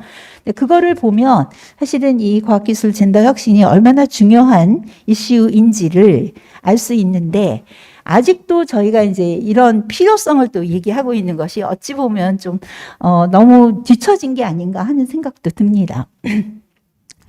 두 분 선생님들께서 먼저 다 말씀을 하셨기 때문에 법에 대해서는 더 이상 말씀드리지 않겠는데요. 사실은 우리나라 법이 다른 나라 먼저 만들어진 법이나 정책보다 훨씬 더 선진적입니다. 왜냐하면 다른 나라는 어떻게 하면 연구개발에 잘 적용할 수 있을까, 그리고 지원 정책에 굉장히 치중되어 있는 반면에 우리나라는 이미 설명 들으신 대로 연구의 과정에서뿐만 아니라 기술 영향 평가에까지 또는 인덱스 개발을 다 포함하는 굉장히 선진적인데, 법 자체는 선진적이지만 실행이 안 되고 있기 때문에 실제로는 이렇게 성과가 없는 그런 상황입니다. 실제로 과학기술의 혁신의 방향은 요즘에 리스폰서블 리서치 이노베이션이라고 해가지고 이 5개의 이제 어떤 주체들이나 그런 얘기가 나오고 있는데, 그 중에 이 5개 중에 하나가 젠더 이퀄리티고요. 이 젠더 이퀄리티에서 말하는 것은 젠더 다양성을 얘기하는 참여율이나 아니면 법제도의 문제뿐만 아니라 지금 우리가 얘기하고 있는 컨텐츠가 잘못됐으니 수정하고 고쳐라 하는 이 3가지로 나누어져 있고, 여기가 이제 이 과학기술 혁신의 현재의 가장 중요한 트렌드의 핵심이라는 것을 좀 말씀드리고 싶습니다. 아이고. 네. 그래서 이제 다른 나라들은 우리나라보다 먼저 해서 이제 잘 진행이 되고 있는데, 저는 캐나다하고 이제 NIH 사례를 좀 들고 싶은데요. 미국은 NIH가 국방 예산을 빼면 전체 연구비의 30%, 한 3분의 1 정도가 NIH가 쓰고 있어요. 그래서 NIH의 그 보건의료 정책이 굉장히 중요한데, 여기서는 척추동물과 인간에 대한 연구에서는 의무적으로 이 성별 특성을 반영할 것을 요구하고 있고, 만약에 그렇지 않을 때는 왜 안 해도 되는지, 왜 못하는지를 이제 제시하게 되어 있습니다. 캐나다는 이제 우리나라처럼 전 국민 보건 의료를 실시하는 나라인데, 이 성별 특성 정책을 국민 보건 정책의 전반에다가 다 적용을 해가지고 연구비를 지원하는 것뿐만 아니라 실제로 치료 또는 모든 그 기관에서 기관장부터 이제 직원들까지 여기에 대한 이해를 다 할 수 있도록 끊임없이 교육과 훈련을 시키고 평가에도 반영을 하는 걸로 알고 있습니다. 우리나라도 이제 전 국민 보건 그 의료보험 정책을 하고 있기 때문에 사실 벤치마킹 할 수 있는 그런 사례가 아닌가 그렇게 생각이 됩니다. 네. 그리고 뭐 지원 정책에 대해서는 그냥 지나가겠습니다. 그다음에 우리나라는 사실 굉장히 막대한 연구비를 쓰고 있고요. 실제로 이제 GDP 대비해서는 뭐 거의 1, 2등이고 실질 액수도 영국보다 많습니다. 연구 개발비가. 그리고 또 그러다 보니 이제 굉장히 우수하고 뭐 수월한 연구, 세계적인 연구를 굉장히 강조하고 있는데, 세계 굴지의 저널들이 이제 성별 특성을 반영할 것을 요구하거나 또는 권고하고 있습니다. 특히 이제 과거에, 요즘도 그런지 모르겠는데요. CNS라 그래서 셀, 네이처, 사이언스에 논문을 실으면 축하도 받으시고 때로는 특별 보상금도 받으셨는데, 최근에 셀이라는 잡지가 그 DEI 정책이라 그래갖고 Diversity, Equity and Inclusion, 그래서 이제 거기에서는 아까 말씀드린 젠더 이퀄리티의 3개를 다 고려하는 거를 질문하고 있습니다. 아직은 이제 의무화하지는 않고 있고요. 체크리스트에 설문에 대답을 하게 하고 있는데, 아마도 과학자들을 훈련시키는 과정이 아닌가 그런 생각이 듭니다. 네, 그래서 이제 이게 마지막인 것 같은데요. 지원 정책의 동향 및 시사점을 본다면, 법이 암만 좋고 선진적이라 할지라도 실제로 시행 계획이 수립되어 있지 못하고 실행을 못한다 그러면 사실 크게 의미가 없는 것 같아요. 그래서 그렇게 되도록 하는 것이 굉장히 필요할 것이다 하는 생각을 하고, 그다음에 성별 특성이 증거 기반으로 필요한 것에 우선적으로 도입되는 것이 굉장히 필요하다. 물론 그 과학자들의 자율적인 참여 이런 것도 굉장히 중요한 덕목이라고 생각합니다. 그러나 때로는 정책적인 개입이나 뭐 강제화, 의무화하는 것도 곳곳에 적절할 때는 써야 되지 않나 그런 생각이 들고요. 특히 이제 그 캐나다처럼 의생명 보건 의료의 경우에는 국가의 그 보건 정책과 함께 연계하는 것도 굉장히 좋은 방안이라고 생각합니다. 그리고 이제 그 기술 영향 평가나 이런 거를 할 때도 보면 영향 평가는 하는데요. 영향 평가를 해서 성별 특성을 반영해야 되는데, 그게 실제로 기술 영향 평가에 의해서 신기술이 나오고 그럴 때 인허가와 연계되는 게 하나도 없다면 별 의미가 없는 것 같고요. 제가 요즘에 생각을 해보면, 옛날에는 이제 농어촌에 많은 보조금이 나갔잖아요. 이런 것처럼 이제 요새 이런 신기술은 사실 스타트업이 굉장히 많기 때문에 스타트업에 정부가 보조금을 주는 것도 하나의 방법인 것 같습니다. 이게 이제 기술이 굉장히 발달하고 첨단 기술이 중요하다고 하면 그거에 맞는 또 정부의 그 예산을 어떻게 배분하느냐 이런 것도 굉장히 중요한 이슈라고 생각하고요. 젠더 혁신이나 또는 성별 특성을 반영하는 것이 지금까지는 좀 불이익을 받았던 뭐 마이너리티 또는 여성 또는 뭐 어린아이, 노인 이래서 이제 포용성을 강조하는 거라고만 이제 생각하시기가 쉬운데, 사실 보면은 그러니까 좋은 서비스나 좋은 제품을 만들어야 되잖아요. 그게 이제 모든 사람을 위한, 뭐 우리가 오늘 양성 이제 이렇게 되어 있는데 양성을 위한 뿐만 아니라 남녀노소 모두를 위한 거를 만들려고 하면 또 그게 이제 비즈니스의 새로운 어떤 가치를 창출하고 시장을 창출하는 것이기 때문에 새로운 돈을 벌 수 있는 그런 기회를 또 제공하는 것이기도 합니다. 그렇다면은 이게 이제 작은 그 스타트업들이 좋은 기술을 갖고 실제로 이렇게 하는 것이 굉장히 어렵다고 하면 뭐 보조금이나 아니면 어떤 법률 또는 법적인 또는 이런 여러 초과해도 된다고 해서 우리 각 분야에서 굉장히 유명하신 분들이 오셨고요. 그래서 7분, 8분 정도로 죄송합니다만 그 부탁을 드리겠습니다. 그러면 이 순서대로 문혜리 교수님 부탁드리겠습니다. 네, 안녕하세요. 문혜리입니다. 오늘 세 분의 발제자 선생님들께서 의생명과학 연구에 있어서 성별 특성이 반영돼야 되는 당위성, 중요성, 그리고 법제 개선이 돼야 하는 필요성에 대해서 잘 말씀을 해주셨습니다.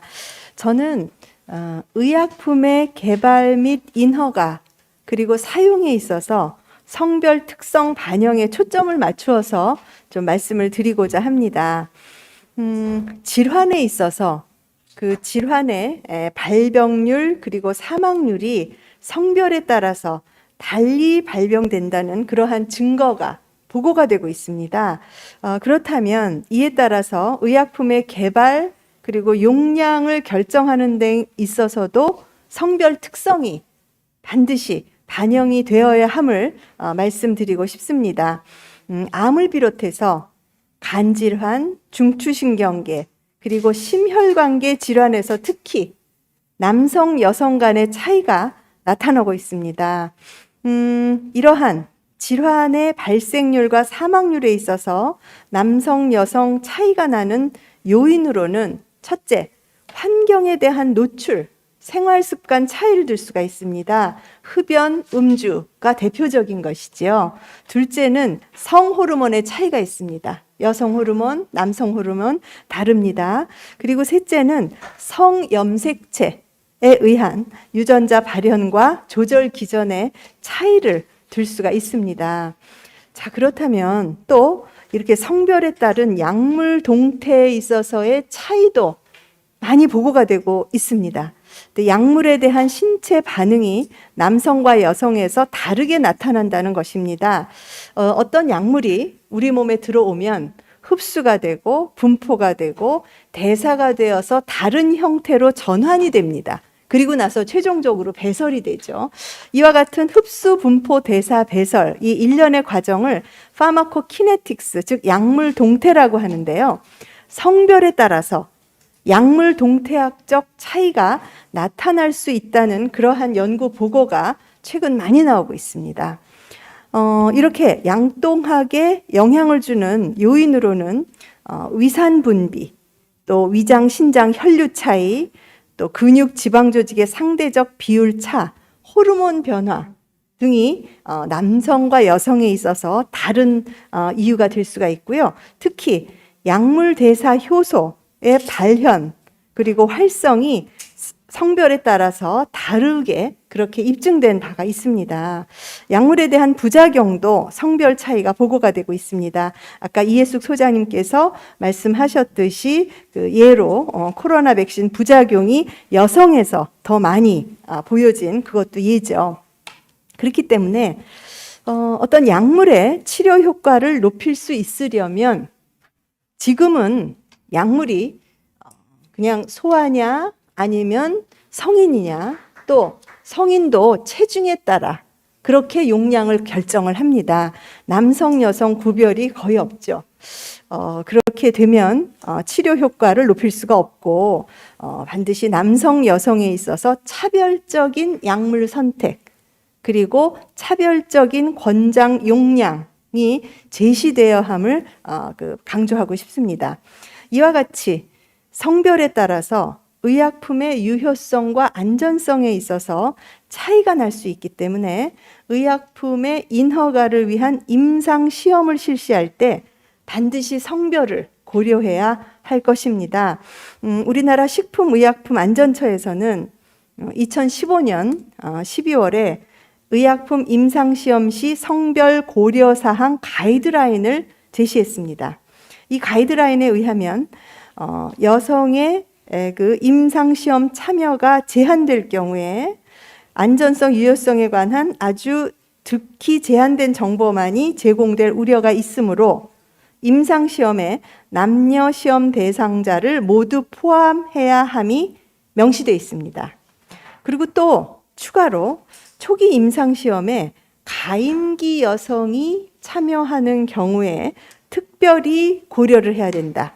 이것은 생식독성 잠재력이 있는 약물이 노출이 될 수 있을 때 유익성과 위험성을 함께 평가해야 된다. 이제 그러한 게 나와 있는데요. 근데 사실 가이드라인이란 것은 대외적으로 어떤 사안에 대해서 식약처의 입장을 기술한 것이지 어떤 법적 효력을 가지는 것이 아님을 말씀을 드리고 싶습니다. 미국 FDA에서는요, 2018년 8월에 FDA Safety and Innovation Act 907, 즉 FDA 안전 및 혁신법 907를 발표를 했는데요. 거기에서 의약품, 생물학적 제재 및 기기와 같은 의료 제품 신청 시 승인을 위해서 서로 다른 성별, 연령, 인종의 사람들이 임상시험에 포함되도록 하는 내용을 법에 담고 있습니다. 그러나 이 FDA의 이 액트에도 어느 정도 비율로 포함돼야 한다는 구체적인 수치는 담겨 있지 않은 실정입니다. 현대 과학기술의 발달로 기대 수명이 점점 늘어나고 있죠. 질병에 대한 치료는 이제 환자 개개인의 특성에 맞춰서 이루어지는 이른바 맞춤 의료, 퍼스널라이즈드 메디신, 그 다음에 정밀 의료, 프레시전 메디신으로 점점 발전이 되고 있습니다. 이 과정에서 성별 차이는 가장 최우선으로 고려해야 하는 가장 중요한 생물학적 변수입니다. 즉, 효과적인 치료를 목표로 하는 능동적인 개인별 맞춤 의학 실현에 있어서 이 성차 연구는 필수적이라고 할 수 있습니다. 의학학에서의 성별 특성 반영은 약을 제조, 공급하는 제약회사, 또 약을 사용하는 의료진, 약사, 그리고 약을 개발하는 연구진 뿐만 아니라 약의 인허가를 담당하는 그러한 행정부서 모두가 아주 잘 인지할 필요성이 있다는 것을 좀 강조하고 싶습니다. 의약품 개발과 인허가 과정에서 성염색체, 호르몬 차이, 유전자 발현, 생활 환경, 사회적 특성의 차이를 종합적으로 고려한다면 질병의 진단, 치료, 예후 평가에 있어서 유용한 정보를 제공할 수 있을 것이고 궁극적으로 보다 나은 질환 정복을 위한 치료 전략 수립에 기여할 수 있을 것으로 봅니다. 감사합니다. 네, 문혜리 교수님 감사합니다. 네, 곧 이어서 조인호 단장님께서 말씀해 주시겠습니다. 네, 우리 문혜리 교수님께서 너무 조리 있게 말씀하셔서 제가 사실 이야기할 부분도 상당히 많이 그 부분은 제가 다 두고 저는 지금 본부처 재생의료기술개발사업단의 단장으로 있습니다. 우리 사업단이 하는 일이 이제 내부에 이제 인체의 어떤 조직이나 장기가 손상이 되면은 우리가 외부에서 뭐 세포를 넣든가 아니면은 뭐 3차원적인 어떤 스캐폴더 같은 걸 넣든가 아니면 유전자 같은 걸 넣어서 안에 있는 조직이나 장기를 이렇게 기능을 재생하는 그런 일들을 하고 있습니다. 한 10년 사업인데 10년 동안 6천억을 저희들이 투자를 하고 있고요. 이 재생의료에 관련돼서 성차 연구들을 한번 제가 해보니까 줄기세포를 이런 보고가 있더라고요. 저희들 줄기세포를 많이 쓰는데 암컷으로부터 얻은 줄기세포하고 수컷으로 얻은 줄기세포가 다르다. 암컷으로 얻은 줄기세포가 뭐 마이오카르 인팍션이라도 심근경색 같은데 넣었을 때 훨씬 더 빠른 효과를 가진다. 이런 데이터가 있고요. 또 뭐 머슬 디라이브드 스템셀 같은 경우도 암컷으로 얻은 것이 훨씬 빠르게 머슬 리제너레이션 한다. 이런 데이터가 있더라고요. 되게 놀랐어요. 아마 우리 가톨릭대 이숙경 교수님이 세포에 관련된 성차 연구를 하시는 걸 알고 있는데 사실은 이제 개체로 보면은 뚜렷하게 성차가 뭐 호르몬도 있고 시스템으로 돌아가잖아요. 근데 세포 자체도 그렇다는 거 보고 참 신기했어요. 아마 세포가 어떤 줄기세포가 그 호르몬이나 뭐 호르몬에서 나타나는 여러 가지 이제 뭐 뉴로트랜스미터나 뭐 우리가 생각하는 그 시그널링하는 그런 몰레큐들이 있는데 지속적으로 아마 사람 몸에서 아마 그 줄기세포의 인바이러먼트 이런 거를 바꾸어서 일단 바깥으로 뽑아내는 그 줄기세포도 다른 역할을 하는 것 같아요. 그래서 그렇게 생각한다면은 사실 재생으로의 성차 연구가 되게 중요할 것 같아요. 이거는 우리가 많이 쓰는 게 스템셀을 쓰는데 그 여자분들의 그 블러드 볼륨이 남자들보다 훨씬 적어요. 근데 지금 줄기세포의 치료제, 성체 줄기세포의 치료제는 대부분 다 IV 투여합니다. 정맥주사. 1 곱하기 10의 7성 투여하거든요. 근데 이제 그 세포 자체의 독성도 사실 알지는 못하지만 같은 그 숫자의 줄기세포를 투여하면은 그 남자와 여자 좀 다를 것 같아요. 남자한테는 뭐 효과가 없던가 여자한테는 독성이 나타나고 이럴 수도 있고요. 아니면은 이제 그 외부 장기를 만드는 이런 그 표준품도 되게 유럽에 있는 남성 모델로 돼 있어요. 그러니까 이제 사실 남자 여자의 장기 사이즈가 다 다르기 때문에 그런 것도 바꾸치기 하면 상당히 다를 것 같은 생각이 하여튼 듭니다. 그래서 제가 단정을 하면서 이제 성차에 관련된 그 중요성은 확실히 있는데 오늘 우리 뭐 이해숙 그 소장님께서 말씀하셨듯이 코로나 바이러스 같은 것도 이미 나타났잖아요. 그리고 옛날에 뭐 남자 위주로 실험했던 HIV 바이러스의 그 백신 같은 경우는 남자만 치료했기 때문에 여자들은 상당히 많이 그 인권적으로 불이익을 당했다 이런 보고도 있거든요. 그래서 분명히 이제 필요가 한데 이걸 어떻게 이제 우리 사업단에 녹여 들어갈까 아마 이게 되게 중요한 것 같아요. 확실히 있다는 건 아는데 어떻게 할까. 근데 이제 저희 사업단이 한 1년에 600억 정도의 사업을 하고 한 50개 한 해 한 50개 정도를 합니다. 근데 여기 이제 성차에 관련된 뭐 그런 거를 좀 팩트를 집어넣으려면은 과연 얼마의 돈이 드는지 이걸 모르겠어요, 일단은. 제가 그 비임상 연구할 때 쥐 같은 연구를 하면은 수컷쥐를 주로 쓰는데 뭐 암컷쥐는 뭐 배란주기나 아니 호르몬 때문에 조금 문제가 있어서 안 쓴다는 말도 많고요. 그리고 수컷이 좀 더 그 온순한 건 아닌데 하여튼 그렇게 쓴다면 좀 가격이 좀 작다는데 그건 또 아니라는데 하여튼 그렇게 쓴다 그럽니다. 그런데 암컷을 쓰는 경우에 설치류의 그 배란 주기를 계산하면 한 4배 정도 써야 된대요. 수컷에. 그러면 연구비라는 게 배가 한 20% 투자하는 게 아니고 150% 투자를 해야 될지 이러면 과연 그 연구가 될까 이런 생각이 듭니다. 그래서 아마 연구재단이나 보건산업진흥원도 오셨는데 이 전체로 확대를 한몫하기가 힘들 것 같아요. 제 생각에는. 그래서 특별하게 그 인디케이션들이 어느 질환인 경우는 성차연구를 반드시 해야 된다. 뭐 이런 질환이 상당히 많이 나올 것 같아요. 그게 우리 생각에는 만약 그게 재생의료 분야면은 만약 예산을 따는데 우리 저 센터하고 같이 협력해서 그 돈을 따고 우리가 어차피 그 과제를 선정하고 평가하고 뭐 성과 분석하고 이런 걸 다 해봤으니까 지금 하고 있으니까 그 일을 같이 하면 되지 않겠나 생각이 들고요. 아마 이제 이렇게 말씀하시겠죠, 저한테. 너 지금 하고 600억 중에 일부를 내서 하면 안 되겠니? 이렇게 하는데 그 에타가 옆에 있는 과장님 계시는데 그 에타가 우리 장관님은 아시겠죠? 에타라는 게 이 단가하고 그 연도하 그 듀레이션하고 뭐 이걸 하나도 못 바꾸게 만들어 놨어요. 그러니까 전혀 그게 무슨 이게 집어넣을 수 있는 게 없습니다. 그래서 만약에 우리도 하고 싶고 그리고 이제 우리가 어떤 인디케이션에 대한 그 재생을 해야 되는지 그게 이제 합의가 된다면은 예산을 딸 때도 좀 같이 따고 일부 시작을 뭐 한 50을 가지고 시작을 해보고 이게 정말 맞는 이야기겠죠, 사실은 이 결과가. 그렇게 되면은 아마 이걸 확장하는 그런 전술을 지금 어떻게 생각을 하고요. 사실은 이 연구의 가장 큰 거는 지난번에 우리 그 포럼 워크숍 이야기 들어보니까 엔드 포인트가 식약처인데 식약처가 사실 이거 안 받아들이면은 성차에 관련된 거를 반드시 해야 된다. 이렇게 넣으면 모든 연구 다 할 것 같아요. 그리고 연구비를 주는 데서 이런 연구를 다 하라면 반드시 받아들여야 돼요. 이 두 가지를 해야 되니까 아마 우리 쪽에는 충분히 뭐 이런 센터와 같이 협력해서 할 그거는 있다. 그런 노력을 같이 하고 싶다는 생각이 있습니다. 이상입니다. 우리 오성 신약개발지원센터는 생물체에서 생산되는 바이오의약품 개발을 전반적으로 지원하고 있는 기관입니다. 오늘 제가 참석해서 쭉 들으면서 이제 문혜리 교수님하고 조인호 단장님께서 이미 중요한 말씀을 다 해주셨습니다.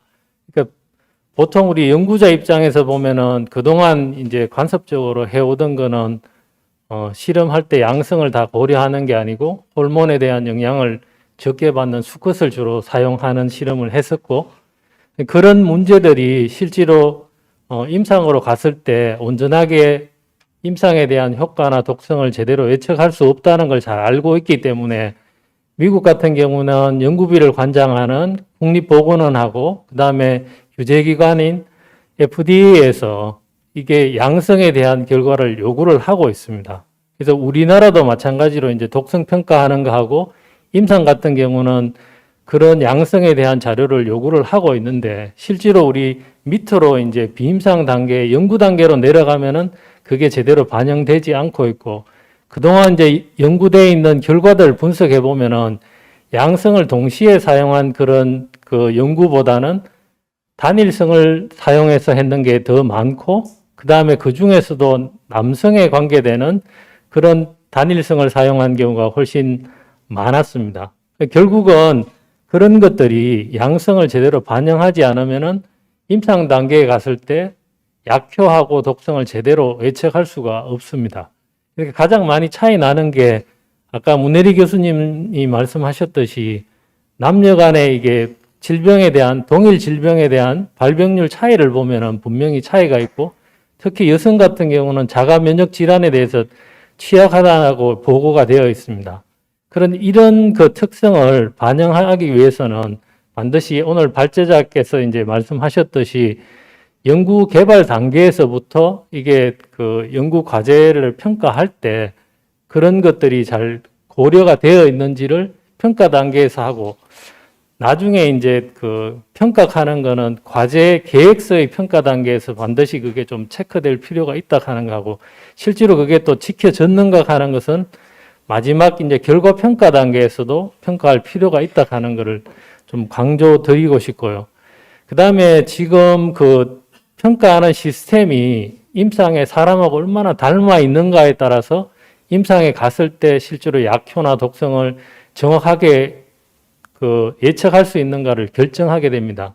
그래서 지금은 대부분 다 이제 그 세포 단계에서 실험을 하고 동물 실험으로 넘어가게 되는데 조인호 단장님께서 말씀하셨듯이 세포 레벨에서도 심지어 남녀가 이렇게 분명히 구분이 된다고 말씀을 하셨고 그다음에 지금은 동물 평가 단계에서 실제로 임상을 가장 잘 예측할 수 있다고 하는데 바이오의약품 같은 경우는 면역을 조절하거나 아니면은 면역 시스템과의 상호작용을 통해서 유효성이나 독성을 나타내는 경우가 많습니다.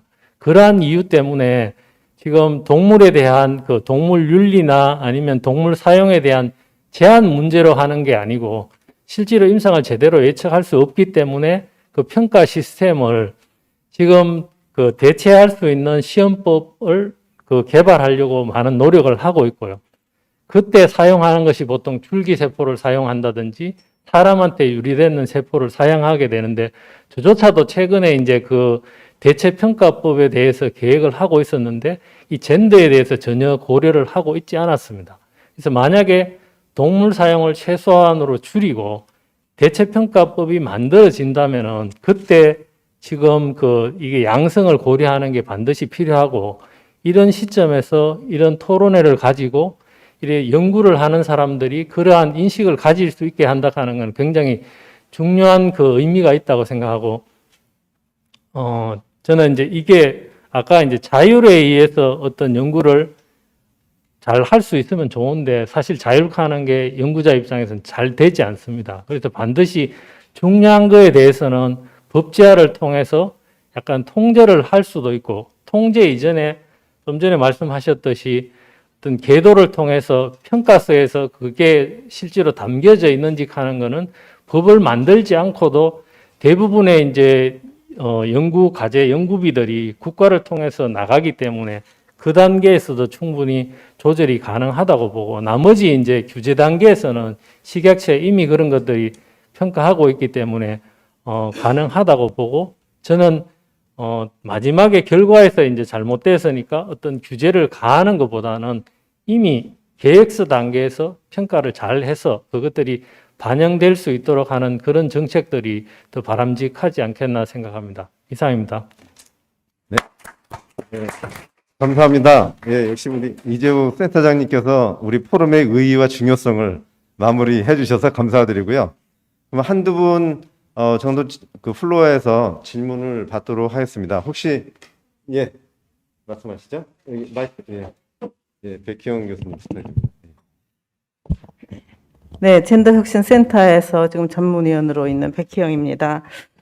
오늘 정말 토론에 특히 이제 나중에 이 패널 토론이 감명적이고요. 좋은 말씀들 대단히 감사합니다. 특히 이제 과기정통부에서 융합적인 그런 시각으로 그런 시범적인 사업을 해보시겠다는 그런 의지 대단히 감사드리고요.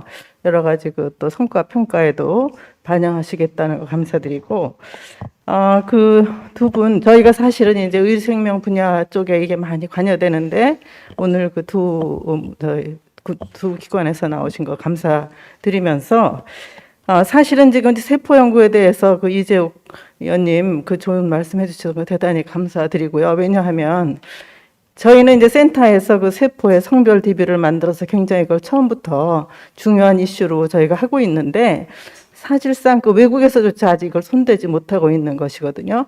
근데 저희는 거기에서부터 시작하는 것이 굉장히 중요하다고 생각해서 저희가 했는데, 그런 말씀을 같이 해주셔서 저희가 그거를 사실은 우리나라가 선도적으로 할 수 있는 입장이다라고 제가 말씀을 드리고 싶고요. 또 이제 보건산업진흥원 거기에서도 우리나라의 이제 여러 가지 로드맵이나 이런 굉장히 중요한데, 사실은 그런 로드맵 같은 것도 다 기관이나 분야에서 많은 토론들이 있어야 나올 수 있는 것이기 때문에 그런 것도 저희 젠더혁신센터하고 앞으로 협조해 주시면 좋은 결과가 있을 것으로 생각됩니다. 감사합니다. 네, 감사합니다. 좋은 코멘트. 네, 혹시 한 분 더 계시면 제가 모시고요. 네, 그러면은 이제 시간이 많이 돼서 이재훈 변호사님 간략하게 말씀해 주시고 마무리 우리 이혜수 소장님께서 해주시면 감사하겠습니다. 네. 저희 패널 분들 말씀 잘 들었습니다. 그냥 뭐랄까, 이제 과장님도 말씀해 주셨고, 본부장님도 말씀해 주셔서 그냥 정리를 한번 하면, 사실은 이게 오늘 국회의원실에서 사실은 발의한 거기 때문에 주된 저희 이제 발제는 어찌든 보면은 이제 법을 어쨌든 개정하는 소요를 한번 던지자는 차원에서 내용들이 좀 있었고요. 악마는 디테일에 있다라는 식의 얘기를 많이 하잖아요. 이게 이렇게 입법하면은 두 가지 케이스를 극단으로 말씀을 드리면, 보안 저희가 연구개발 과제에 대한 보안 과제냐 비보안 과제냐 분명히 체크하고 되게 중요합니다. 국가적으로. 보안 과제 체크를 지금 연구자한테 직접 그냥 다 모두 책임을 사실은 보고 있는 편이에요. 다 아마 과제 많이 해보시면 체크하는 거 아실 거고, 그냥 난 보안 과제 아니지라고 체크하시죠. 그거 형식적으로 어떻게 보안 과제를 해야 되는지에 대한 세부적인 저희가 교육도 없고, 관련된 아까 본부장님 말씀하신 대로 현장에서 어떻게 해야 되는지 법은 되어 있는데 디테일하게 정해지지 않은 상황들이 있을 때 벌어지는 일인 거고, 반대로 과거에 이제 혁신법 입법되기 전에는 아까 제가 말씀드린 것처럼 특허 관련돼서 하도 중요하다 보니까 데이터 관리 계획이라는 거를 원래 연구계획서에 쓰도록 되어 있었습니다. 특정 부처에서 원하는 경우에는. 연구도 안 했는데 데이터 관리 계획을 어떻게 쓰냐라고 해서 엄청나게 많은 사실 표준 안들이 나왔는데, 저도 예전에 연구하다 써서 작성하다 보면 연구계획서 쓰는 것보다 데이터 관리 계획 쓰는 게 더 어려워요. 왜냐면 제가 무슨 데이터 나올지 알 수가 없으니까 그걸 관리 계획을 먼저 쓰라고 하는 현장이 발생하는 거예요.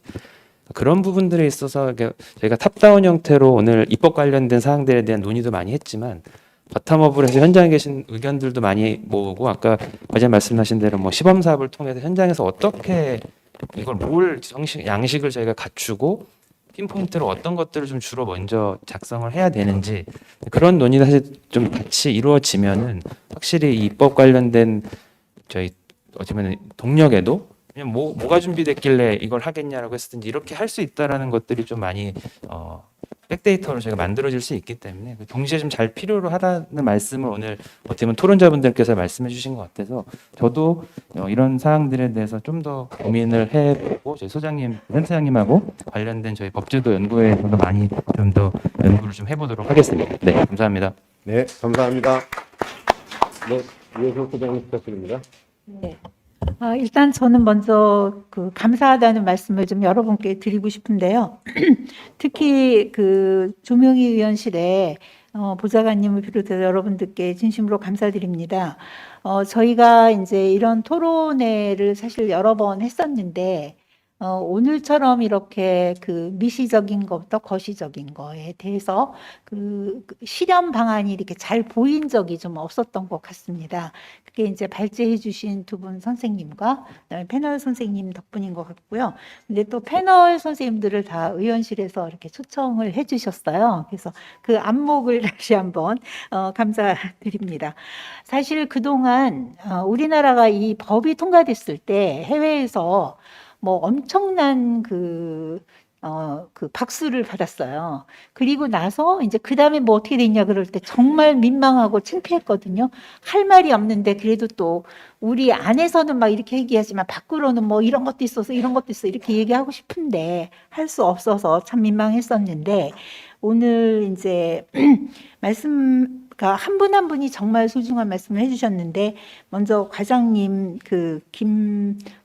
김보열 과장님, 제가 기대하겠습니다. 왜냐하면 아까 말씀하신 것처럼 연구계의 메시지를 전달하는 게 굉장히 중요한 것 같아요. 제가 그 여성 과학기술인 정책과 얘기했을 때 그 돈이 그렇게 크지 않다 하더라도 그래서 그 메시지 전달하시는 그런 그 어떤 뭐 정책이나 과제나 실질적으로 하는 말이 있습니다. 연구비를 투자해라. 그래야 뭐가 나온다. 그래서 기대하겠습니다. 그리고 이제 이은영 과장님은 이게 이렇게 돼야지 평가를 하지. 저도 논리적으로 생각하면 이런 이제 성차를 연구하게끔 돈을 줬어야 그거에 대한 평가를 하는데 적어도 이런 평가는 할 수 있을 것 같아요. 법이 이런데 어떻게 되고 있나. 돈이 안 들어갔어도. 그래서 좀 보여주시면 좋겠습니다. 그리고 두 분 과장님이 합해 주시면 한 1, 2년 안에 밖에다가 우리나라 이렇게 하고 있어. 이런 거 좀 자랑할 수 있을 것 같아서 기대를 많이 합니다. 문혜리 선생님 정말 그 전공을 살려서 좋은 말씀 해주셨고요. 기대를 또 많이 해보겠습니다. 두 분 그 김현철 선생님과 이재욱 선생님께는 사실 수천억을 다루시는 기관에서 오셨고 지금 이제 이거의 중요성을 공유하시고 공감을 이제 표해 주셨기 때문에 실질적인 효과를 저희도 볼 수 있으면 좋겠고 특히 이제 조인호 단장님께서는 여러 번 그 구체화하실 수 있는 말씀을 해주셔서 제가 세 분 선생님 세 분 기관에 그런 이제 협조뿐만 아니라 이거를 통한 어떤 실질적인 그 메시지를 할 수 있는 부처에서 하시는 거 말고 또 이렇게 단에서 하시는 거 이런 걸 볼 수 있다면 오늘의 토론회는 엄청난 효과가 있다 하는 걸로 이제 의원실에서도 굉장히 자랑하실 수 있을 것 같습니다. 아까 조명희 의원께서 이제 이 법을 통과시키신 걸로 의원 대상인가 뭐 큰 상을 받으셨다고 들었습니다. 의원실에서도 오늘 말씀해 주신 법 제도의 어떤 개선에 대해서도 좋은 생각을 갖고 계신 걸로 알고 있기 때문에 선생님 모두의 그 오늘 이제 그 지혜와 굉장한 전문성들이 실질적으로 효과를 볼 수 있지 않을까 하는 생각에 깊은 감사의 말씀을 드립니다. 고맙습니다. 네, 감사합니다. 네, 아주 좋은 말씀 주셨고요. 제가 알기로도 언론에서 몇 분이 지금 와 계신 거로 알고 있는데 좀 잘 정리해서 언론사에 이렇게 배포하도록 부탁드립니다.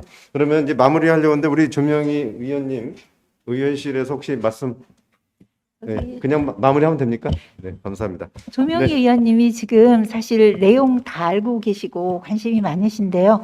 지금 본회의 중이신가 봐요. 그래서 가셔야 돼서 아까 양해의 말씀을 구하셨었습니다. 고맙습니다. 예, 포럼을 저도 여러 번 해봤지만 오늘 참 즐겁게 이렇게 알아듣기 쉽게 배운 적은 없는 것 같습니다. 다시 한번 우리 발제자님과 이 패널 전문가님께 감사드리면서 이상으로 마치겠습니다.